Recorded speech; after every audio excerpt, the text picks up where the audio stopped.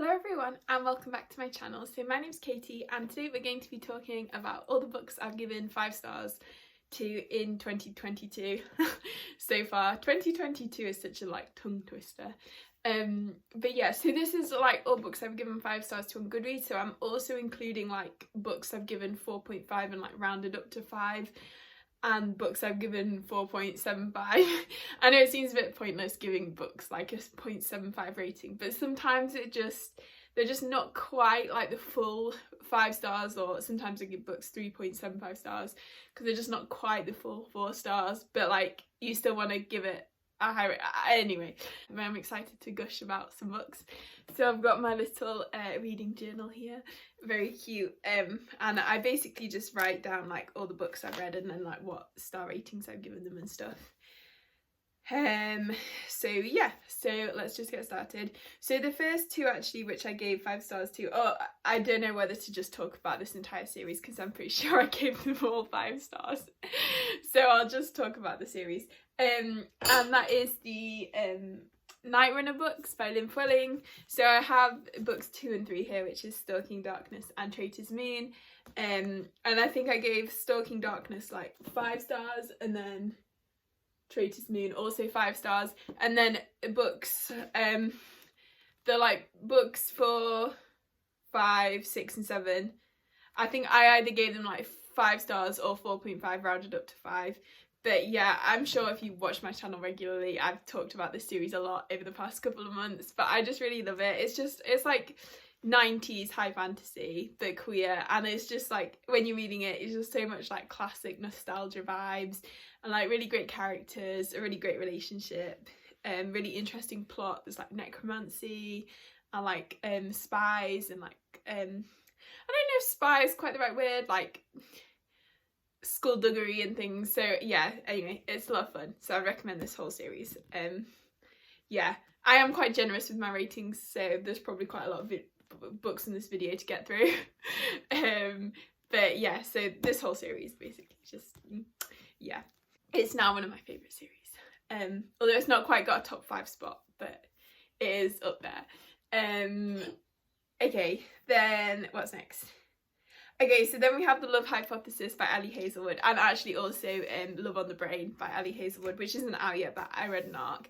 And these are romance books. They are so much fun. I feel like I've been giving so many romance books 5 stars this year, but I just love it. So the first one, we're following Olive, who I think she's a PhD student, possibly grad student, whatever that is. I don't know if grad student's really a term we use that much in the UK. I feel like it is, maybe. Postgraduate, I would say. Anyway, and she basically is trying to convince her best friend that it's okay for her best friend to go out with her ex, because she doesn't really care about her ex, but so in order to do this, she fakes a relationship, or she fake kisses the first man she sees, which happens to be this professor who's not that much older, and he's not her professor, so it's okay. Called Adam, and then they sort of strike up a fake relationship, and then they get closer, and yeah, it's great. And it's just really fun. It's a little bit over the top, but it's just yeah. And Olive is demisexual as well, which I really love seeing that in a book. And then also Love on the Brain, we're following B, who's this scientist and neuroscience, and I really like all the neuroscience in the book. I mean, it's not that scientific, but just the little tidbits.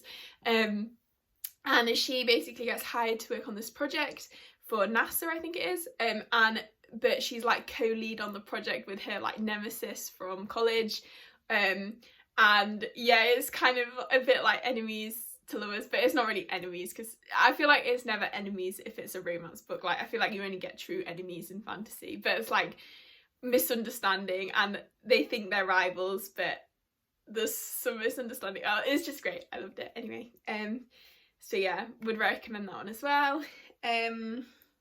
Well, I basically recommend every book in this video. Okay, then next we have another romance, and that is Delilah Green Doesn't Care by Ashley Herring Blake. I love this one so much, and it's gonna be a trilogy of, one of my favourite things in romance books is where they follow a friendship group or siblings, and each one has their own book. So in like the Brown sisters books, each Brown sister has a book, and then in this one each like member of the friendship groups gets their book. So there's one coming out later this year called Astrid Parker Doesn't Fail, and then I guess coming out next year is Iris Kelly Doesn't Date. So, and they're all sapphic, and oh, I just can't wait to have the whole collection. I feel like I have to buy them physically because they are really pretty covers. So yeah, so anyway, in this one we're following Delilah Green, yeah, and she is working like as a photographer in New York, and her stepsister, who she's kind of estranged from, is getting married back in this like small town in like Washington. I'm like Seattle. No, I'm not good at American geography. So she goes back there to like photograph the wedding, kind of semi against her will. And there she meets, so her stepsister is called Astrid, and one of Astrid's friends, Claire, Delilah kind of gets closer to. And Claire is one of my favourite characters ever. Oh, I love her. And she is like a single mum, because she had a baby quite young, like probably about 18 or something. And she's kind of struggling a bit. And she's just this like cinnamon roll. Oh, I love her. And yeah, it's their romance basically. So yeah, that one. Oh, I know what happens. They like team up to, because they're not like, so Claire and their other friend Iris are not happy with Astrid's like fiance, and they team up with Delilah to try and like take him down. Yeah, okay. And then I also have Something Fabulous, which is another romance by Alexis Hall. Actually, maybe I gave this one 4 stars, but it's 4.5, so I'll just include it because it was really fun. It's really over the top, like, yeah, but I love that kind of like cheesy romance. It's historical romance as well. So we're following this character, I think he's called Valentine. It's been a while since I read it. And he like proposes marriage to this character called Arabella, but Arabella's like this real romantic at heart. And he's like very kind of like not serious, but like he doesn't really get romance. So he like proposes in this really like dry way. So Arabella's not impressed with this, so she runs off. And then Arabella's brother, Bonnie, is also a romantic and not happy with Valentine for proposing to his sister in this terrible way. So he like recruits Valentine, they're going to chase Arabella down, but then Bonnie and Valentine start growing closer. So yeah, it's really fun. It's completely ridiculous, but great fun. And like every single character in the book is queer, and it's so great, but like Valentine's kind of oblivious. So there's like this scene where they go into this like cottage in the woods where there's these 2 women like living together, pretty obvious they're a couple, and he just has like no clue. It's so funny. Yeah, so that one. Okay, then very quick mention, I reread Gideon and Harry the Ninth. 5 stars, obviously. It's probably one of my favourite books ever, or series ever. I can't wait for Nona. Okay, then we have Discord of the Gods, which is the final book in the what's it called? Oh, Chorus of Dragons series. I really enjoyed this one. I don't think it was my favourite in the series, but it was still a really good book, and I think it concluded everything really well, and I really liked all the like full circle moments. But it's a great series if you wanted just like fun, chaotic fantasy, like dragons, bisexuals, polyamory. There's a lot of fun things, and like it's very convoluted sometimes, and there's a lot of like twisted family politics and like soul swapping, and so there's a lot to keep track of. But yeah, it's a great series. Very fun, so I would recommend that as well. That wasn't a very good description, but we have a lot to get through, so we're going to be brief. In books I've talked a lot about in other videos, I won't describe too much. Then we have yet another romance, and that is Count Your Lucky Stars by Alexandra Belfleur, which I gave 5 stars. I mean, I gave every book in this video 5 stars. This one I loved as well. So we're following 2 characters called Margot and Olivia, and they were like best friends growing up, but then they kind of grew apart, and then they haven't spoken to each other in a long time. And then Olivia is hired to be the like wedding planner of Margot's best friend's wedding, and Margot's like the best woman. So then they like rekindle and their friendship, and then maybe it grows into more, and it's just really fun. There's a lot of really cute scenes, and I really like both characters, and I don't know, it just, yeah, liked all the sex scenes. yeah, it was just a great time. I feel like with romance, I'm just like, if it was a good time, 5 stars. So yeah, and if I love the characters. Okay, and then we also have A Strange and Stubborn Endurance by Foz Meadows, which I really like this one. This one's fantasy, but I would say it's more like a fantasy romance. And we're following this character called Velicin, who like so he is like from this one kingdom, and then there's another kingdom who he is like betrothed to the like prince, or it's not exactly a princess, but like female heir to the kingdom. And then but Velicin is then caught like with another man, which is like in his kingdom is like really bad, but in the other kingdom they're like very queer friendly and stuff, so they're like, oh no worries, just marry the brother instead. So then he does that and he goes to this other kingdom, and yeah, he's in this like arranged marriage, and obviously they grow closer. I love the arranged marriage like trope thing. And then but at the same time they're kind of healing from a lot of trauma, and there's also various plots going on in the city, because some factions aren't happy that they've like married this other kingdom and like the political alliance, and they don't like it, so there's a lot of drama. But it's really good. I really love the romance. It's just that like cute romance, and like the love interest, whenever the love interest is like a cinnamon roll, it just always gets me. So yeah, I really enjoyed that one. Would definitely recommend. That was an arc actually, so it's not out yet. I believe it comes out in about July. Yeah. And then we also have A Taste of Iron and Gold. I feel like I was really into the like fantasy romance. And this one again is like fantasy romance. We're following this prince called Cadu, who has really bad anxiety, which first of all, this book, well, very triggering probably for panic attacks. Like, it was one of the most kind of visceral things I've ever read, but I felt like it was done really well, and it was very good representation of it. And despite that, I think it still definitely has like quite cozy vibes. Like the writing is just very like you're curled up with a cup of tea type vibes. It reminded me a lot of The Goblin Emperor actually. And then what happens? Yeah, so he's involved in basically this like diplomatic incident, and his sister, the queen, says that you have to reform your character. And in order to do this, we're going to give you this like really kind of cold, stoic bodyguard who's going to whip you into shape. But obviously the bodyguard is like secretly a cinnamon roll, but also they kind of grow closer, and then blah blah blah. And there's like various plots going down. I think there's something going on with like people forging coins and stuff, so yeah, there's a lot, and it's really enjoyable. I feel like I'm not talking about these books very well.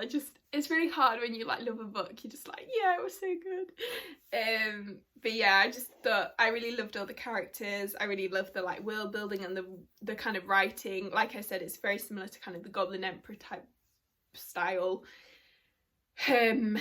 Yeah, just the romance was so good. There's so many like little tropes that I love. Like the one where it's like the first kiss is like fake because they're like in an alleyway and they have to try and they're like spying, but in order to like get rid of the blame from themselves, they fake kiss. And that's like one of my favorite things, whenever two characters are like caught spying or something and they fake kissing to shift the blame. I don't know, I just really love that. But yeah, and also there's another character in this book who I loved so much. I hope he gets the same book. And I always love it when there's like side characters that you get really like invested in. Yeah. Okay, then we have The God of Lost Words, which is up here, which another one of my favourite series.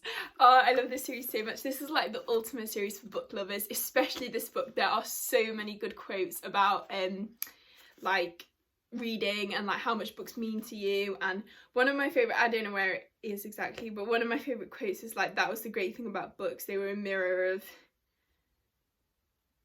I can't remember the quote. Oh, I'll try and like put it in at the bottom when I find it. But yeah, it was so good. This series is like set in Hell, and it's in this wing of the Hell's library called the Unwritten Wing. So that's where books which have never been written like live. And in the first book, so there's the librarian Claire and her assistant Brevity, and then one of the book's characters escapes, called Hero, And then Claire and Brevity have to try and track him down, and they're also close on their heels as this angel called Ramiel. And yeah, and then things just escalate, and by like the final book, like the library's under threat, and they're trying to save it. It's this really great found family, and just everything is just so good. The writing's really good, the like queer vibes are so good, there's polyamory, and it's just a great series. I just really recommend it. So yeah, and the covers are so like pretty as well. I don't know, I just really like them, especially like all the leaves and all. Yeah, okay. And we also have Legends and Lattes by Travis Baldry, which again, I've talked about this book a lot. Look at the cover, I love it so much. So this one we're following Viv, who is an orc, and she has like lived a life of kind of a mercenary, but she decides she's had enough and she wants to kind of retire from her life of mercenarying. That's definitely not the right word. And start up a coffee shop in this new town that she's moved to, but in this town no one's ever heard of coffee, so it's a very like quiet novel, and it is just her like trying to set up this coffee shop and like the friends she kind of makes along the way, and it's just so good. It's so like cozy and comforting, and like a real kind of optimistic like break from the world, and just you get so invested in this coffee shop, and like the descriptions of the food and stuff. Oh, you will want a cinnamon roll after reading this so badly. Yeah, it's just really good. Would definitely recommend so much. So yeah. Okay, then next we have The River of Silver, which is a David Bad book, which you probably could have guessed I would give it 5 stars. Although I think actually I didn't give City of Brass 5 stars, I gave that one 4 stars, but all the other books in the series were 5 stars. And this is like a short story collection set in the world of David Bad, and I just loved it so much. It just brought back all the nostalgia from when I read it, because it's been like 2 years or something since I read it, even since I read Empire of Gold. And yeah, I just love it so much. I loved all the short stories. I love like getting to see some of the side characters more, because I love all the side characters in the David Bad books. I love seeing more of Muntadir and Jamshid's story, and I love obviously seeing more of Manaisa, because I'm an absolute Manaisa simp. I love seeing Hatsat, who's Alizade's mother, and she's just an iconic character as well. There's these 2 characters who aren't even really characters in the main series, they're just kind of relations of some other characters, called Rustam and Divya, and I love seeing their story. I just really need a whole book of their like romance. So yeah, I would just really recommend. If you're a fan of the David Bad series, then read River of Silver. Like, you will not regret it. I wouldn't maybe read River of Silver if you've never read any of the David Bad books, because it wouldn't probably make that much sense. It's definitely kind of a companion to like add into the world. But I would really recommend. If you like the series, it's definitely worth it. So yeah, that's that one. I think that was the only book I gave 5 stars to in March. That's probably because I didn't read that much in March. I was too busy revising. No revision anymore. Okay, so now on to April. So we have Forging Silver into Stars by BRIGID KEMMERER, which is a like spin-off book from the what is the series called? The Cursebreaker series, like A Curse So Dark and Lonely. So it's a kind of set like a few years in the future, following slightly different characters, although one of the characters, so say there's 3 main characters in Forging Silver into Stars, 2 of which are completely new, one of which was a minor character in the first like trilogy. And it's just really good. So we're following Callan and Jax, and they're in this little village in Still Shallow, I think is what the country's called, and they are basically kind of struggling a little bit with like the cost of living basically, and so in order to try and make a bit more money for themselves, they agree to like hold this letter for a kind of important noble who's coming through town. And they know that this is slightly shady, but they do it anyway because they need the money. And then they're kind of drawn into this like conspiracy with like a rebellion against the crown and various plots and things.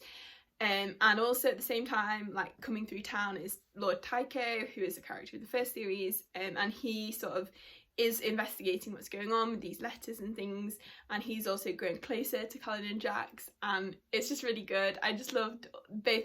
I love Callan and Jax. I love Tycho. I loved the whole story.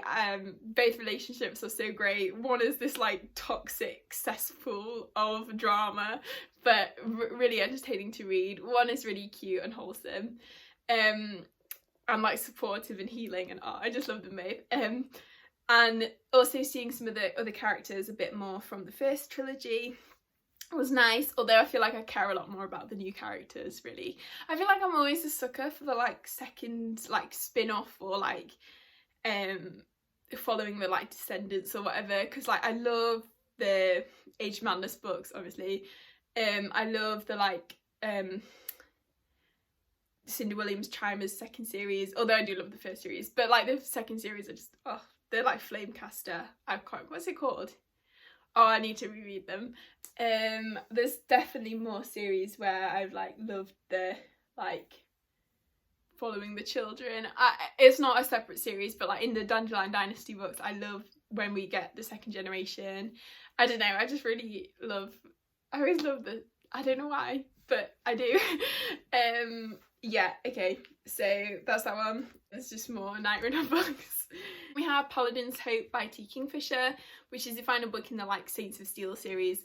Although I don't know if there's going to be more or not. I hope there is. I really enjoyed the whole series, but Paladin's Hope was the only one I gave like 5 stars to, because I feel like the main reason was because one of the characters, Piper, is like a doctor. Although he's like a pathologist, so he's not like a not a live doctor, no. He like practices medicine on dead bodies basically, but it's actually, I think that is a very interesting. I could just never do pathology because I hate pathology and histology, and no, I feel like pathology is okay, but histology, no. So yeah, anyway, I really enjoyed this one. So we're following Galen, who is one of the Saint of Steel's paladins, and in this series the Saint of Steel like died many years ago, and now these paladins are like left bereft of their god or their saint, but they sometimes have these like weird berserker fit things, so they all kind of struggle, like the other characters as well in the other books struggle with like feeling kind of like monstrous and not wanting to get close to anyone and blah blah blah. And so yeah, and then Galen meets Piper, this bone doctor, and they meet because they're investigating these strange deaths of like people who've kind of died in like strange ways, and they go on their investigations, and they basically end up getting trapped in this like death maze, and then they have to like go through it and escape. So that's really the story. But it's mainly like a romance, but I just really enjoy the series. I feel like it's a really good balance of fantasy and romance. And there's these really cute characters called gnolls, which are like talking badger things, and this one has a really iconic one who just provides the most entertaining sarcastic commentary throughout the whole book. So yeah, I would really recommend this series. The first one is Paladin's Grace, which is such a cute name, because what the main character, the like love interest or the woman, is called Grace, and the paladin, and it's like Paladin's Grace. I don't know, I just love that. So yeah, so the next we have, so this is Ever After, which is, this is another like very cozy, like wholesome fluff type book, and by F.T. Lukens, and this one is just, yeah, it's not like very plot heavy, because the kind of premise of the book is the main character and his like band of cronies have like just overthrown this like evil ruler, and the main character, whose name I have forgotten, no, Matt's the like love interest. What's the main character called? Can't remember. Arik? I think it's Arik. And he is like now the new king, because he's like picked up the crown, and he was like the chosen one in the prophecy and whatever.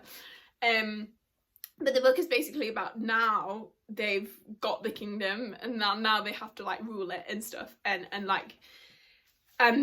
he's basically told that he has to like find his, not true love, but like find someone to marry and like soul bond to, otherwise he's gonna die because of the curse of this crown. So it's basically him trying to find someone to marry him, but he's like been in love with his best friend and like court sorcerer like his whole life, and still in love with him, but like he doesn't want it. Anyway, there's a lot of like miscommunication, well, not miscommunication, just like hidden pining type thing, and it's really entertaining. And he like sets out to, so he thinks he'll recruit one of his friends to like marry him, so he kind of sets out to like woo them, and all these plots he keeps ending up with the Matt character, instead of the like friend he's actually trying to woo, but he's like in love with Matt. So it's just really cute and it's very wholesome.